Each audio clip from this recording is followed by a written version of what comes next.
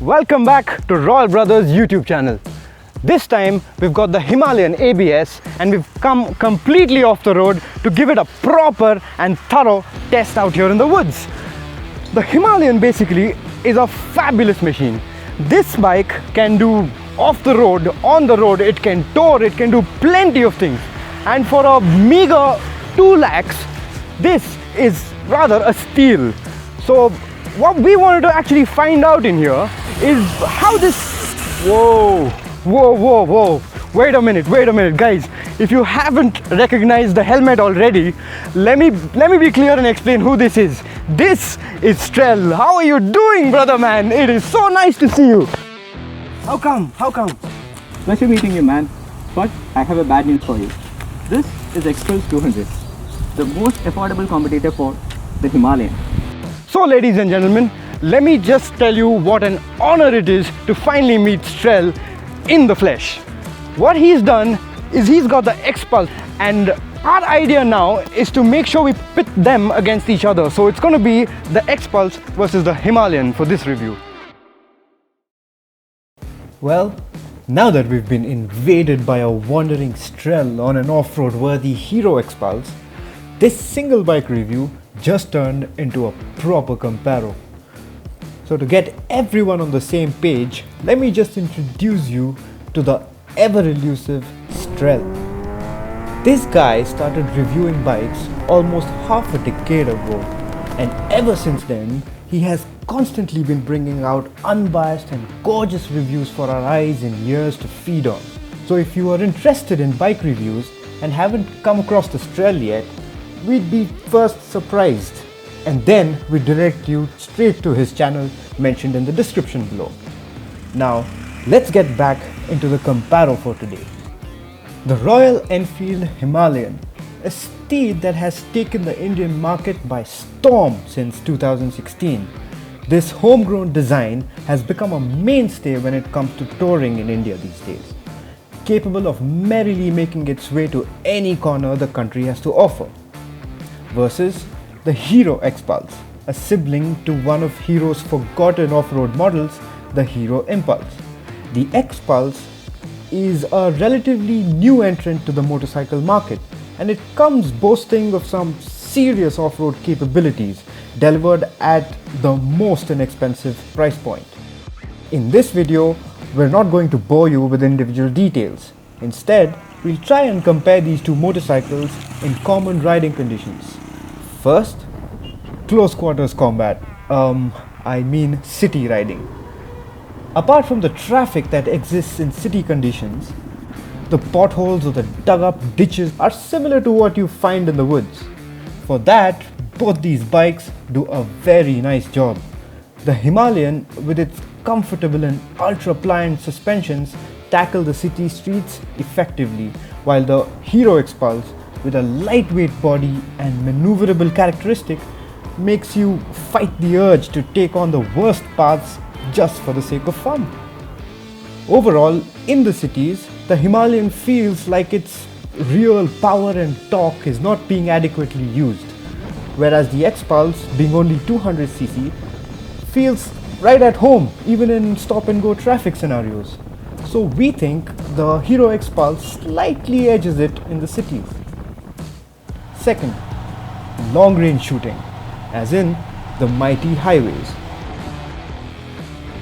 Out here on the toll roads, the Himalayan aptly beats the Xpulse to a pulp. With a strong mid-range, the Himalayan has the ability to keep going on even after the Xpulse reaches its top speed. Owing to its weight, the Himalayan is also stabler and much more comfortable while cruising. The Xpulse reaches its limit around the 110-120 mark, so cruising at 3-digit speeds without a 6th gear feels rather strained. So out on the highway, the Himalayan outscores the Xpulse easily. Lastly, guerrilla warfare, I mean off-roading. Both the Himalayan as well as the Xpulse were made keeping in mind their ability to go off-road. So we really wanted to go crazy, testing it out in the most thorough way we can.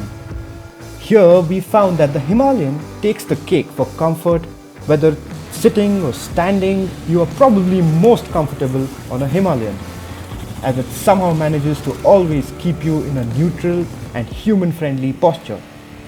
Big 21-inch wheels on both bikes allow for a lot of fun and agility all throughout.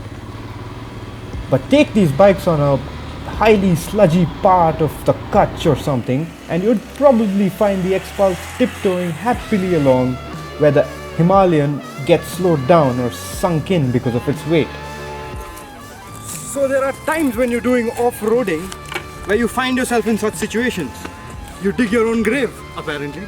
But this is what heavy weight does to an off-road situation. It sometimes can cause a bit of problems, and especially if you're alone. Thankfully, I have a few guys here who are going to help me out take this motorcycle out this place.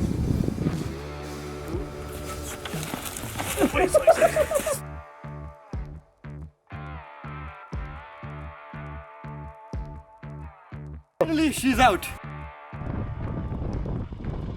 The Xpulse per se gives the feeling that it is made to be pushed harder than the Himalayan, especially while off-roading, where dropping and picking the bike is natural, a bike that you can play hard with. What actually puts the final nail on the Himalayan's off-road coffin is the fact that you cannot turn this jarring ABS system off. Because of this, you'll happily push the bike to its limits only to realize that you won't be able to stop in time. Don't get us wrong though, for basic off-road paths where you aren't really pushing the bike, the Himalayan does very well. Okay, so we started our ride 7 a.m. in the morning and now it's almost 5 o'clock. Yep. How do you feel about the motorcycle that I got to you? The Xpulse is absolutely brilliant, man, and off the road it rocks. First things first, the light weight of the motorcycle really brings it out alive when we're riding on the trail. If the person wants to really do proper off-roading and his intention of buying the bike is for off-roading, then I'd suggest he should go for the Xpulse, definitely, because it is probably made for the off-road a little more than the Himalayan. And one more question. In the morning you were very much convinced with the Himalayan. Yep. So what made you convert from a Himalayan to an Xpulse? To be frank, the one thing that dissuaded me from the Himalayan off the road is the fixed ABS that it comes with. You cannot switch it off, and boy, to do some serious off-roading, you can't afford to have ABS on both wheels. So that's one thing that made me realize that the Xpulse is more adept at being off the road. Okay, cool.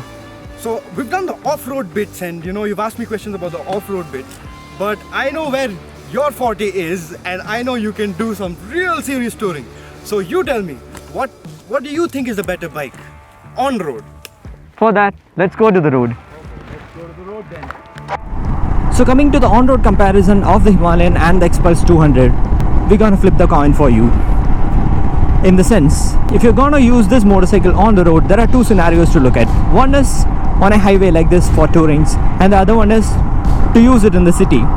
So if you're gonna plan this motorcycle for the highway use, definitely Himalayan is going to be a better motorcycle. The reason is because the Himalayan has a wider seat, a better mid-range, a comfortable top end, and lot of luggage carrying capacity. But when it comes to Xpulse, the Xpulse seat is not as wide as a Himalayan seat, but it can support a little more chubby rider. So in that aspect, the Himalayan is going to be a very planted motorcycle on the highway, which will help you to munch distance easily and comfortably. But if you're gonna use your motorcycle in the city, again I'm gonna flip the coin. I'm sorry for that. The reason is because Xpulse being a little lighter motorcycle, and because of the slimmer seat to ride in the city, and it is small and you can filter it through easily than a Himalayan, which is a little more heavy than the Xpulse. If you liked the video, please give it a thumbs up, press the subscribe button, and don't forget to turn on notifications by pressing the bell icon. Thank you.